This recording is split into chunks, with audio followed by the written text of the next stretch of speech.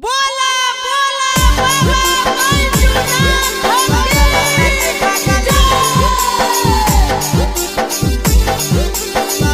Mix by नंदन यादव।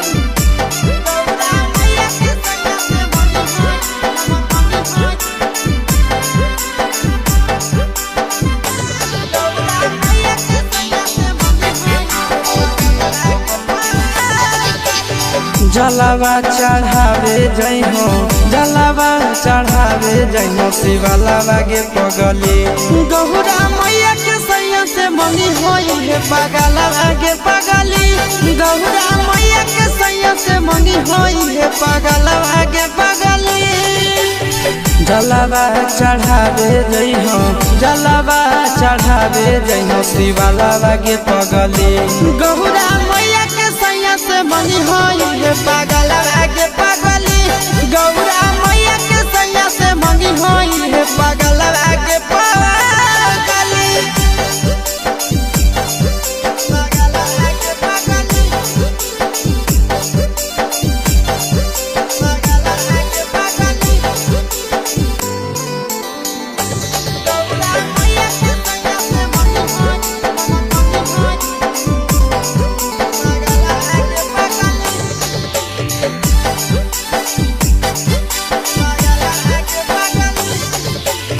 सावन में कदी है भोले बाबा के ढायानावा, सातो जन्म हमरे के मानी है सजनावा।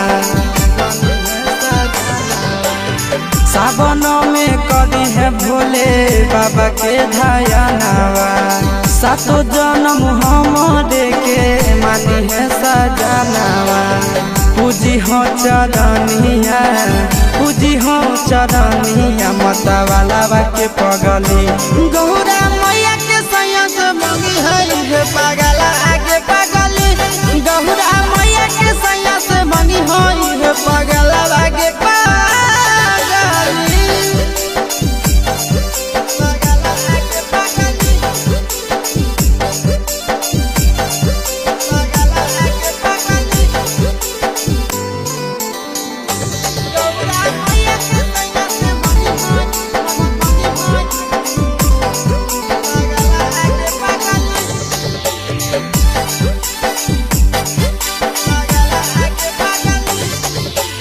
सावन के पहिला सोमारी भूखल रही हो, दिलावा के बतिया भोले बाबा जी से कही हो। सावन के पहिला सोमारी भूखल रही हो, दिलावा के बतिया भोले बाबा जी से कही हो। बतिया चिंटू के बतिया तू रखी हो, खाया लावा गे पगली।